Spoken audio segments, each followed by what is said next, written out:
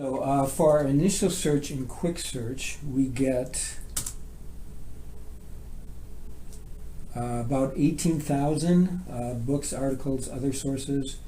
If you get thousands of sources in your search results, often that means that your initial research question is too broad. That's the case here, so we're going to think about ways to revise to focus it. What I especially want to stress here is that revision is just a normal part of doing research. Research is not a linear process. I do a search, I select and read my sources, I write a paper. Your topic, your research question may well develop, refine over the course of the research process.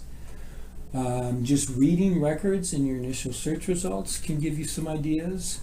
So for example, here, number 6 is an article about children under 4 years of age. So a possible research question might be, what are the effects of food insecurity on preschool children?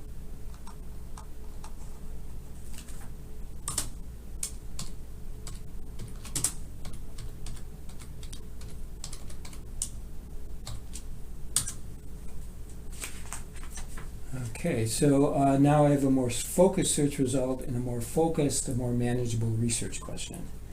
Another way to focus a search is to use the limits here on the left. So for example, I could limit just to book chapters, for example. Remember that you don't necessarily have to read an entire book. You can just cite a chapter of a book. If it's only available in print, just click the title to see the full record and sign in to request to pick it up at any records library. You can limit to articles published in peer-reviewed scholarly journals. A professor, for example, might require you to cite just peer-reviewed journal articles in your paper. Okay. You can limit by date. So let's say, for example, just the last 3 years.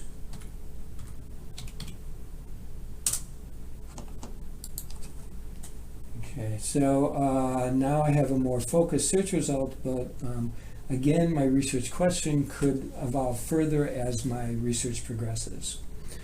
The articles should all have links to a full text of the article, but you should go to, before you click that, go to the full record, which will include, among other things, a description of the article.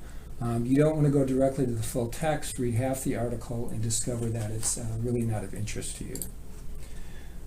To get a citation for a source, click the citation icon.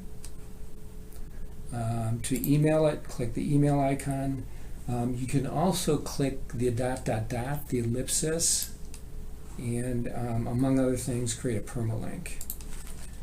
To email a list of records, just check off the records of sources that are of interest to you. Go back to the ellipse ... and email.